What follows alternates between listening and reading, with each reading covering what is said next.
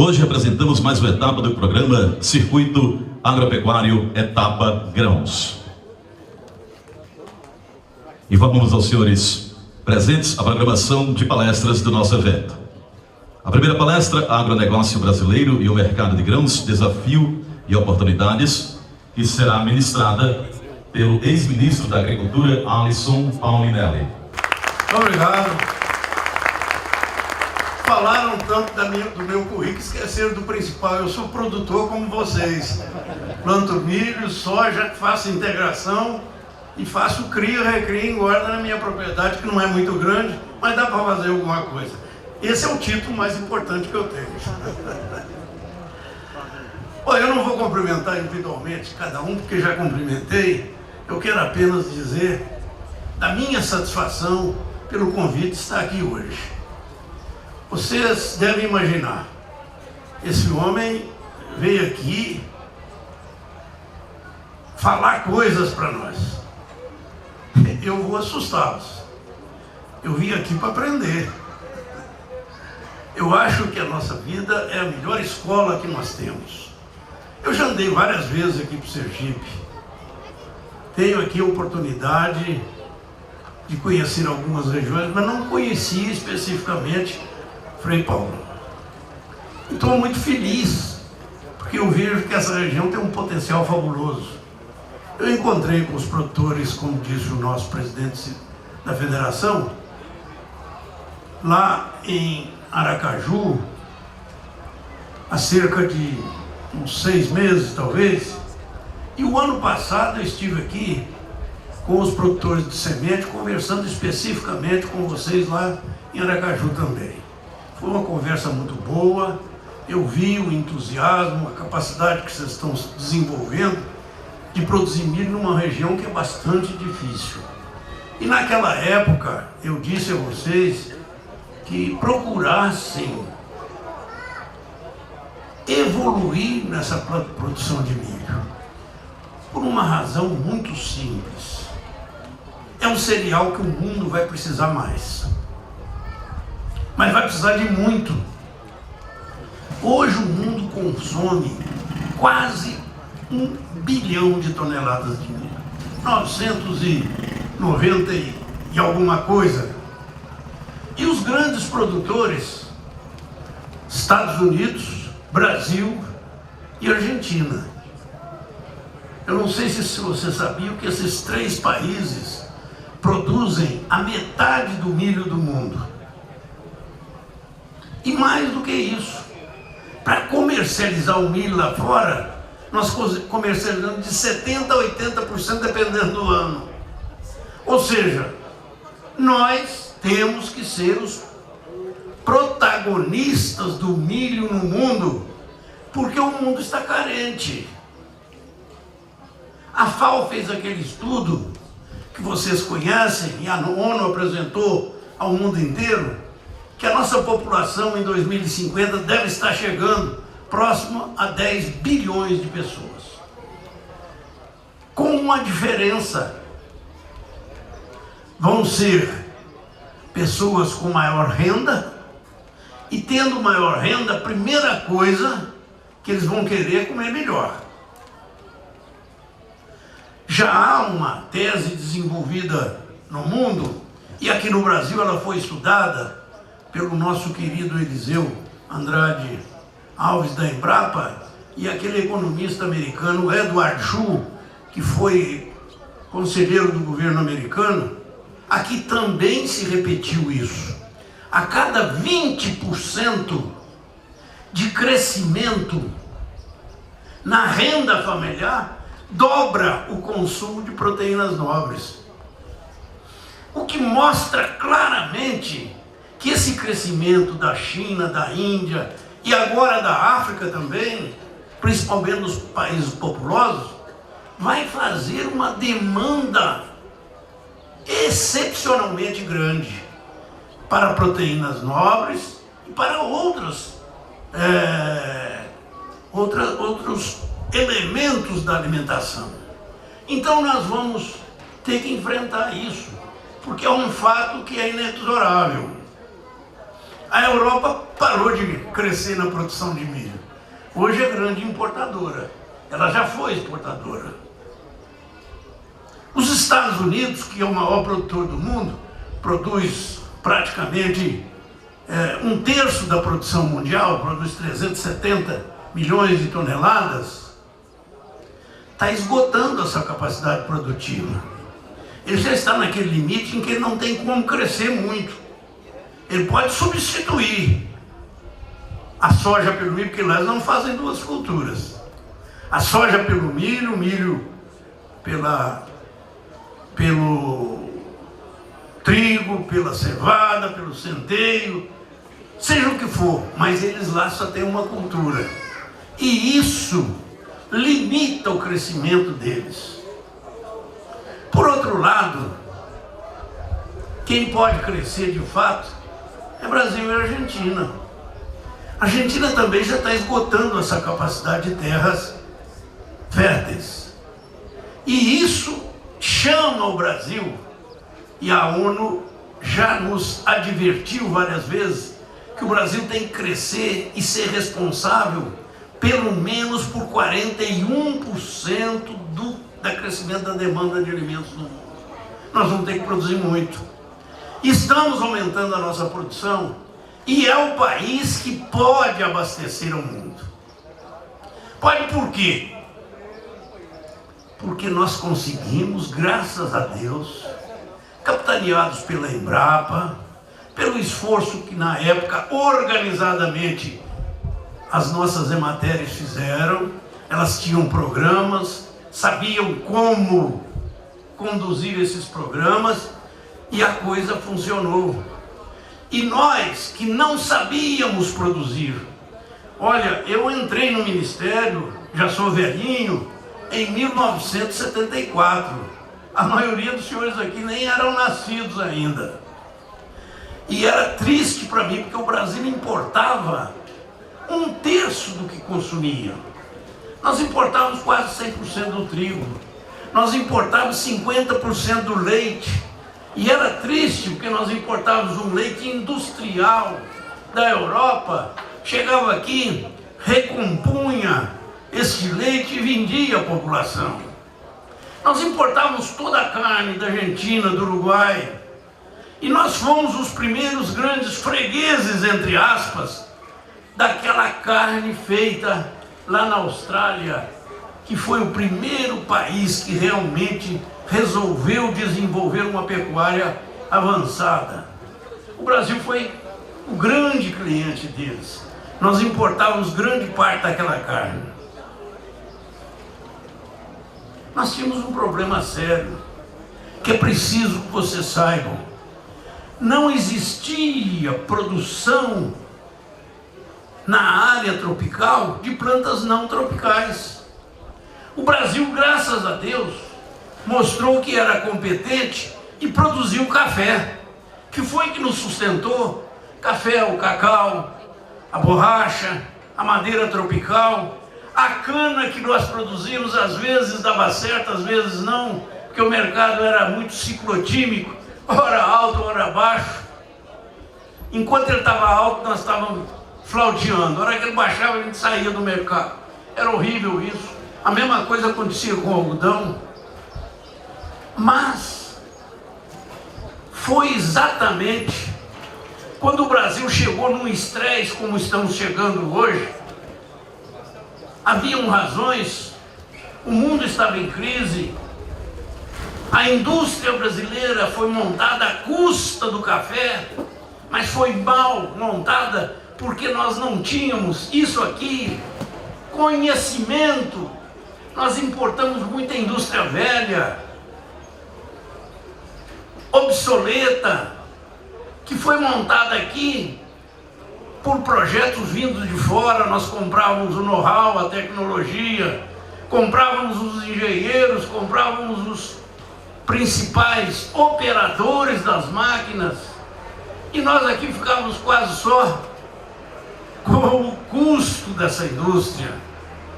E essa indústria sobrecarregou muito aquele saldo do café, que tinha que subsidiar os nossos produtos para que ele tivesse competitividade lá fora. A par disso, nós tínhamos a importação de alimento que era pesadíssimo naquela época, especialmente a partir de 1968, que houve, como houve aqui, um tremendo desequilíbrio climático em todo o hemisfério norte. O americano perdeu mais de 20% de sua safra, a Europa mais de 30%, e o principal, a Ásia, perdeu quase 50% de sua safra.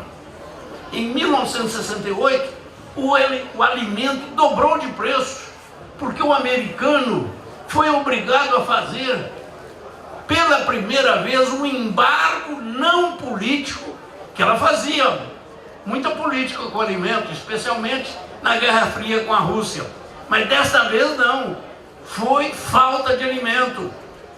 Veio o presidente americano a público dizer: vamos suspender as exportações. Olha o que faz no mercado isso, dos nossos produtos agrícolas, porque os Estados Unidos da América do Norte só têm alimentos para mais 6 meses, tempo suficiente nós plantávamos a nossa safra. O alimento quase que triplicou em mais de uma semana de preços, e a balança comercial brasileira quase que estoura aqui. Nós tivemos que pagar muito caro por alimento.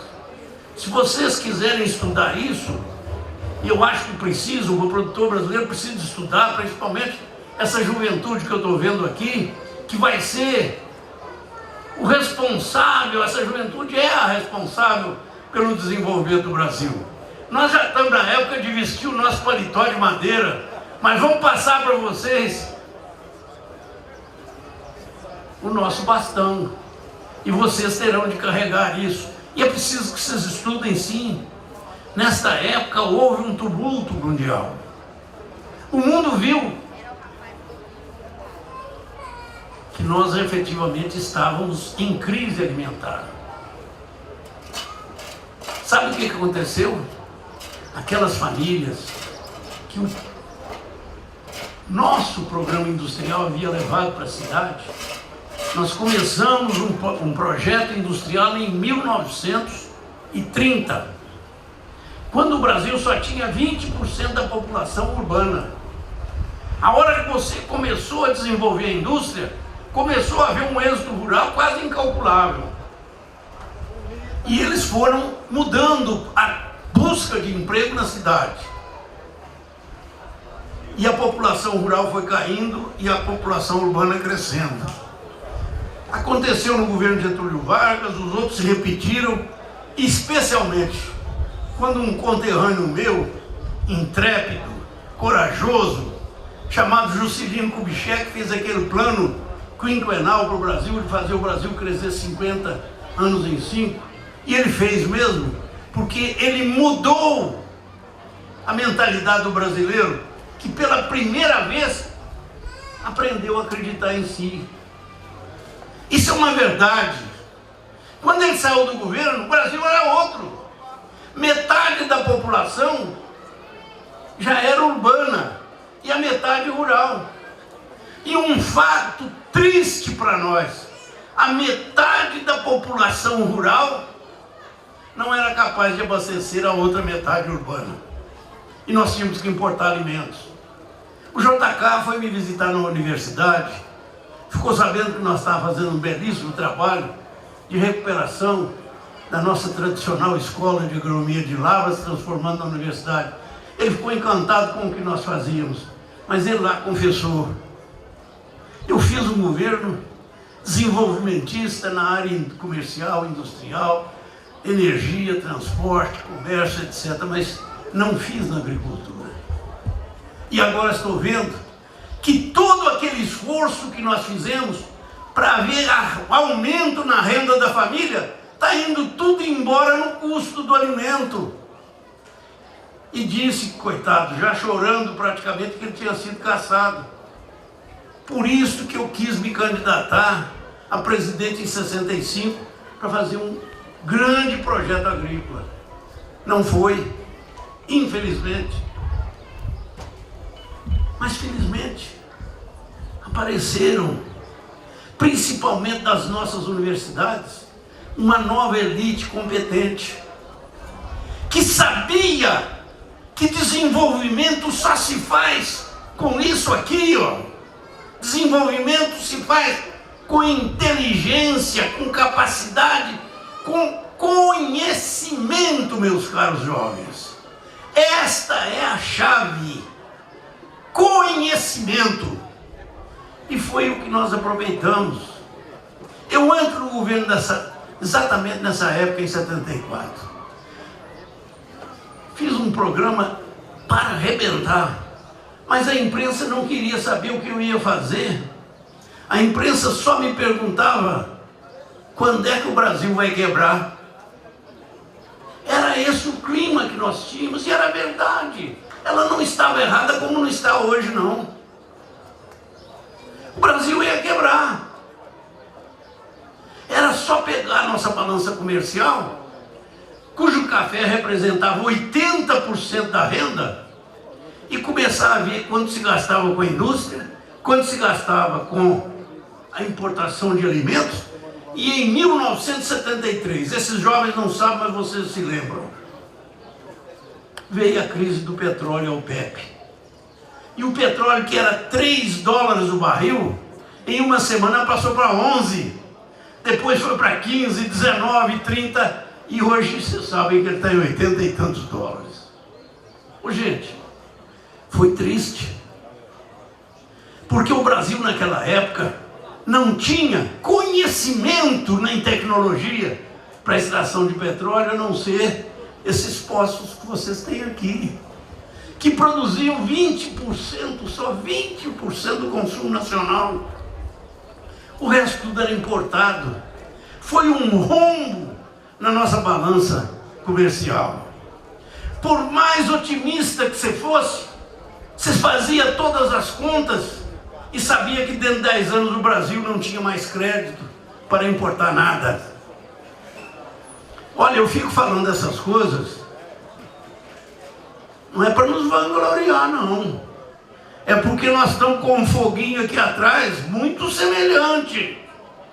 Vocês sabiam, meus caros jovens, que o menino que nasce hoje no Brasil deve 137 mil reais numa dívida irresponsável que governos safados e ladrões fizeram, somando 5 trilhões de reais. É a dívida pública brasileira hoje. A maior vergonha. Vocês sabiam que hoje o Brasil está pagando quase 1 bilhão e 200 milhões de reais nos Estados Unidos pela safadeza que os dirigentes da Petrobras fizeram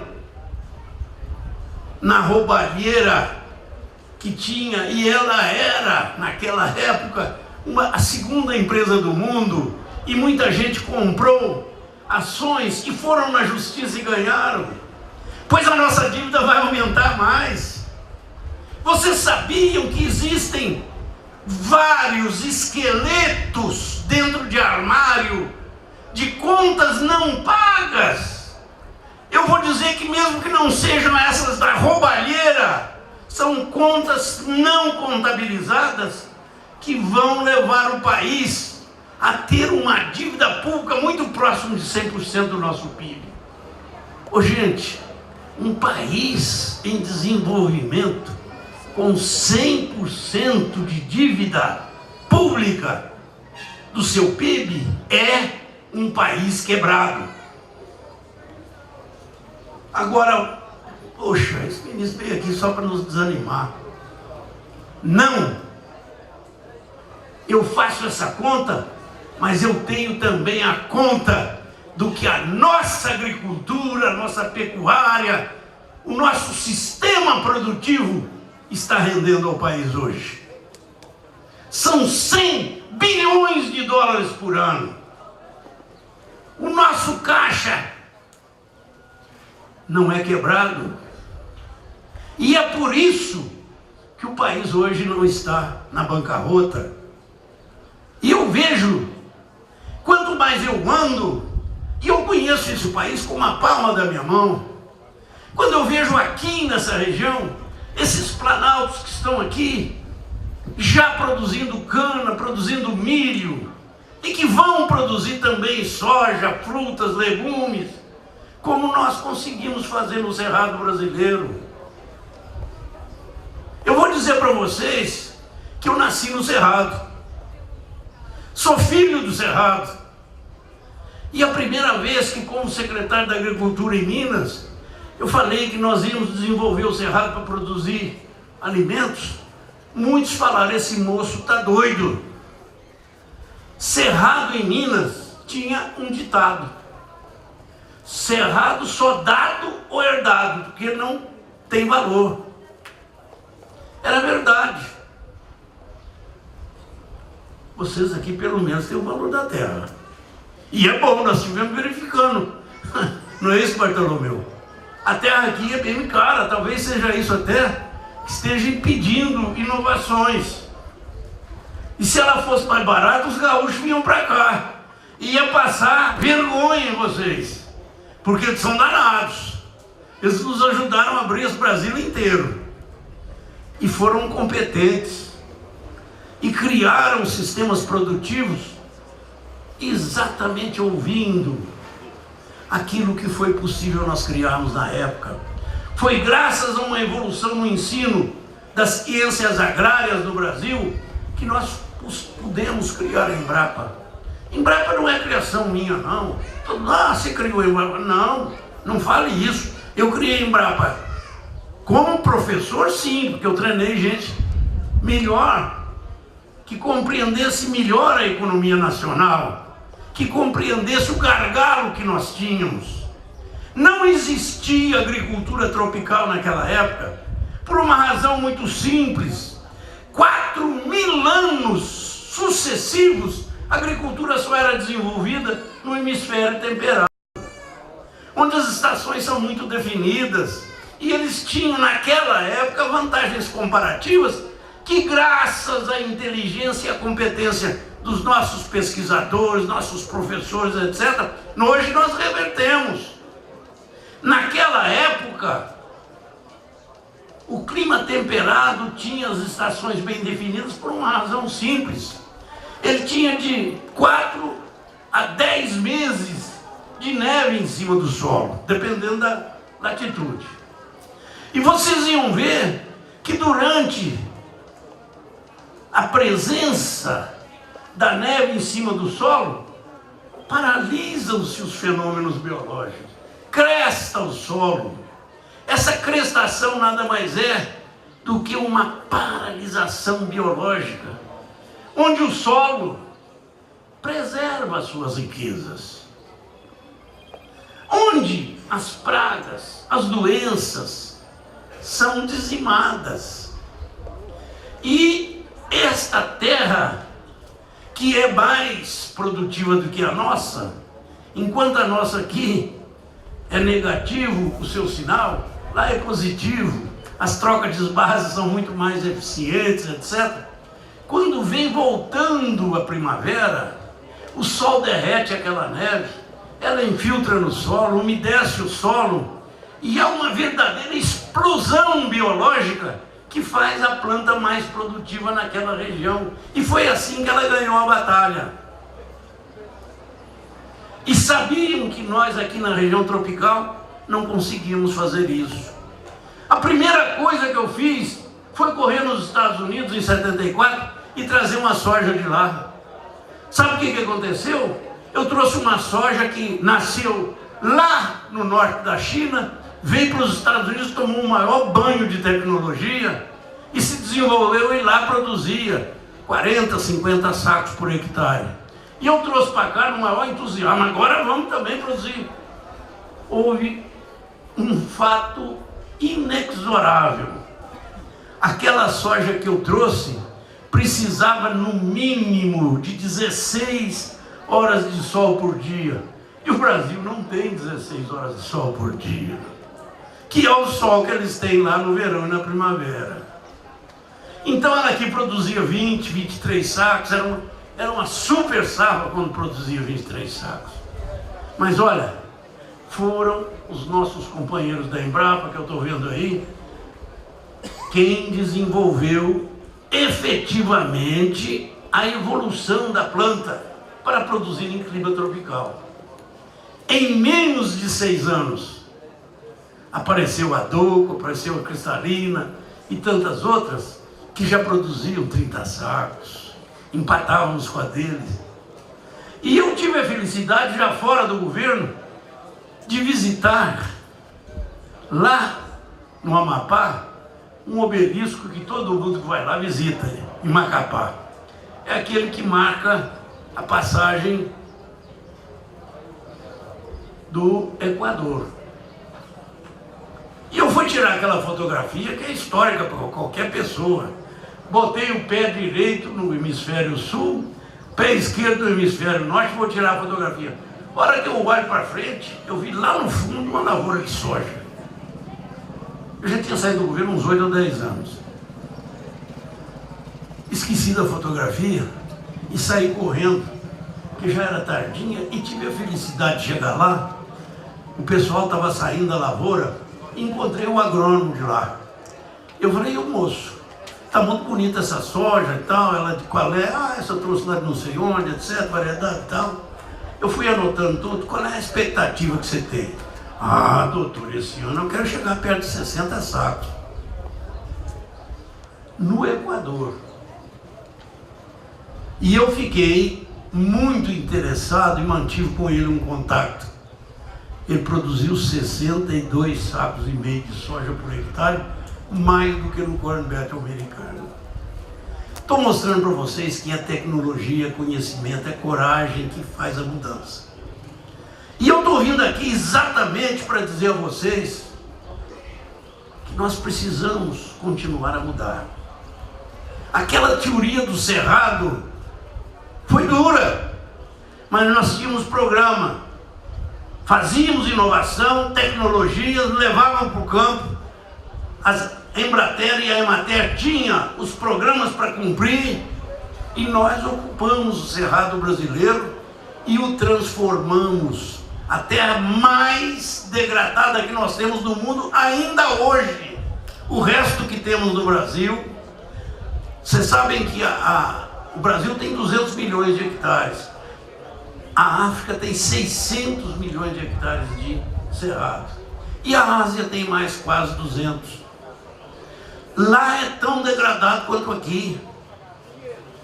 E nós conseguimos recuperar esse solo, física, química e principalmente biologicamente. Fazendo que milagre! Não foi só gastando dinheiro do bolso, não. Esse plantador de soja nos dá o exemplo, hoje está o Bartolomeu aqui. Nós plantamos aqui de forma integrada. A soja vem, é produzida e deixa, é a melhor leguminosa que eu já vi para recuperar solo. Deixa até 150 quilos de N, dependendo do solo e da região, por hectare. Você vem em seguida com o milho e ele aproveita esta adubação nitrogenada, natural, biologicamente produzida, que a soja fez. E a produtividade do milho está aumentando no Brasil esplendorosamente. Ô gente, e ainda inventaram mais. Essa Embrapa conseguiu fazer a chamada integração lavoura e pecuária. Vocês não fazem ideia o que é isso. Vocês precisam conhecer isso. Eu vou pedir ao Ivan que junte uma turma aqui e leve ali em Pameri, em Goiás, onde nós temos hoje uma viúva que é dentista, diga-se passagem, uma viúva muito bonita, viu? Mas grande administradora, que hoje fez um verdadeiro milagre naquela região. Ela produz na mesma área soja, milho, pecuária e floresta. Está muito bem, está investindo, comprou mais terra, arrendou mais terra. Ô gente, se vocês observarem Deus diz que penalizou um pouco o Brasil, porque demorou muito a conhecer a si próprio. Mas agora ele está compensando. Como compensou nesse clima tropical que eu vou mostrar a vocês, ele compensou também na possibilidade de nós fazermos culturas integradas no mesmo ano. Extrabraquiária, falam que ela veio da África, a braquiária nativa mesmo começou, foi no Brasil, ela melhorou lá. Mas hoje, esta braquiária é a grande força que nós temos para modificar as condições físicas e químicas do solo. É impressionante. Eu faço isso na minha propriedade há 15 anos. Eu já não compro mais semente de pasto. Todo ano eu faço a soja, lá não dá para fazer o milho, ou milho e planto o pasto. E boto 7 meses o gado em cima, que engorda até 800 gramas por dia com o sal comum, né? Não foi mais nada do que isso. Ah, você está dando razão, com sal comum. É uma pastagem verde quando todo está queimado lá por falta de chuva. E eu consigo fazer uma integração, criando, recriando e confinando e engordando o boi. Com a soja, com o milho e com a ração que eu mesmo faço. Ô gente, eu encontrei um aqui hoje, e ele está ali, ó, que está fazendo isso. Parabéns! Vamos fazer isso. Vamos experimentar. A Embrapa está aí, a 14% da água mundial. Vamos deixar essa água aí para o rio. Quanto o Rio São Francisco está jogando no mar para dessalinizar o mar? Peraí, tem gente no Brasil que acha, não pode mexer, tem que deixar aí.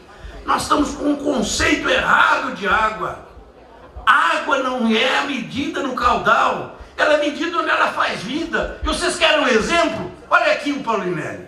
Se vocês me passarem aqui, numa prensa para valer mesmo, e se for uma prensa osmótica mais ainda, vai sair 75% de água que vai para o caudal. Mas o Paulinelli morreu. E se vocês me levarem para calcinar, vai sair 98%, aquele restante vai tudo para a atmosfera, felizmente ele volta em chuva. Água é vida. Isso acontece com a planta, isso acontece com os animais, com o nosso clima. E nós no Brasil agora resolvemos criar regra para recuperar a água errada. A água, para ser recuperada, tem que ser tratada. Não é na mina. Eu sou favorável que se proteja a mina, mas a mina é apenas um termômetro de como está o lençol freático ou o lençol aquífero. Mina não cria água. O que cria água são as regiões de recarga, que a lei brasileira não fala nela. Nós temos que proteger as recargas, porque não vai faltar água. Eu não estou inventando nada. Eu venho dos Estados Unidos, onde eles pegaram o seu principal lençol freático, protegeram a sua recarga, e eles estão hoje irrigando quase 50 milhões de hectares já. E nós aqui estamos parados nos 7. Gente, a Ásia está fazendo isso. Se vocês forem hoje, eles têm dificuldade de água lá, que a Índia tem pouca água. A ministra da Agricultura, há 6 anos atrás, me fez um depoimento. Nós estamos com deficiência na alimentação e abrimos autorização para todo mundo irrigar, independente de qualquer coisa, e o lençol freático abaixou 20 metros. E ela ficou apavorada. Nós temos condição de fazer isso sem baixar o lençol freático. Vocês aqui estão perto de São Francisco, que está jogando essa quantidade de água no oceano, para quê? Nós vamos dessalinizar o mundo, o mar do mundo? Compra uma passagem para esses radicais, para eles irem visitar a China. Onde? Olha o que eu vou dizer. O rio Pó já tem 8 anos que não vai no oceano. O rio principal deles, que eu chamo São Francisco, amazônico deles, que é o Yangtze, o rio Mosquito, vai no oceano só 4 meses no ano. O outro ele não vai mais, porque eles seguram toda a água. Fiz agora um balanço, fiquei sabendo, fiquei feliz. O rio Nilo está praticamente zerado. O rio Nilo tem hora que vai, tem hora que ele chupa a água. Está inclusive salinizando a área deles lá, que eles estão tentando ver como é que resolve. Gente, o mundo já está fazendo isso e nós brasileiros estamos, não, mas nosso caudal aqui é a Amazônia. Para que nós vamos salinizar o oceano? Qual a razão? Essa passagem precisa passar lá pelos Emirados Árabes, para vocês verem quanto gasta aquela população na chamada dessalinização da água. Rios de dinheiro. Mas agora inventaram a energia solar, inventaram outras oportunidades de produzir energia renovável de forma natural, que está fazendo o que eles mais precisam, ter energia barata para dessalinizar a água. E nós aqui jogando a água fora. Vou mostrar para vocês que nós hoje precisamos nos organizar. Vou contar só uma historiazinha para vocês. Qual é o custo da terra no Brasil médio hoje? Aqui eu já soube que está em torno de 20, 25, 30 o hectare. Lá para nós, onde está plantado, se está começando é 15, 20, mas tem projetos que nós fizemos que vale 200 por hectare. Eu não vou pegar esses extremos, quero pegar exatamente uma média, vamos chamar de 25 mil reais por hectare. E vamos fazer uma conta.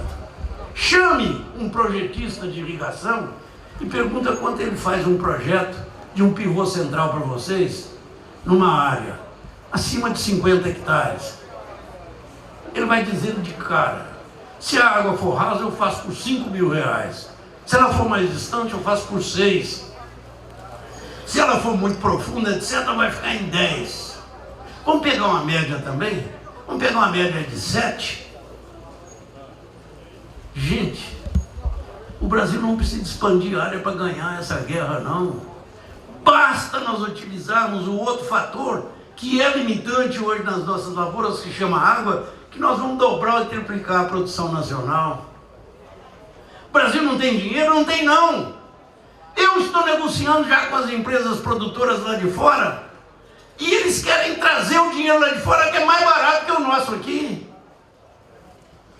Ah, mas eu quero uma garantia. Eu estou negociando com o governo, ao invés dele fazer financiamento direto, como está fazendo o Finame, ou então aquele Inova Crédito, Inovagro, que ele faça um fundo garantidor.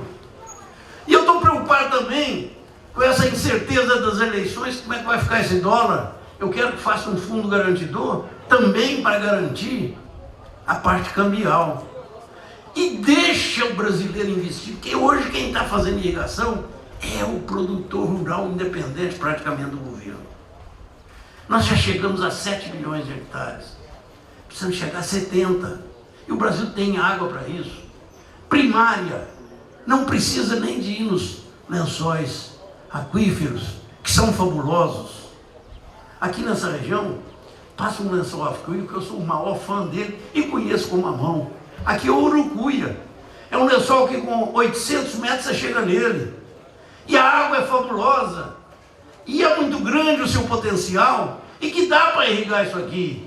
Será que nós brasileiros, os agricultores, não sabemos furar um poço de 800 metros? Sabe, nós temos várias empresas que fazem isso, e que vão tirar água de fontes. Aqui vocês não precisam, não, porque vocês têm lençol freático ainda, que se for bem preservado, nas suas recargas eles não vão falhar.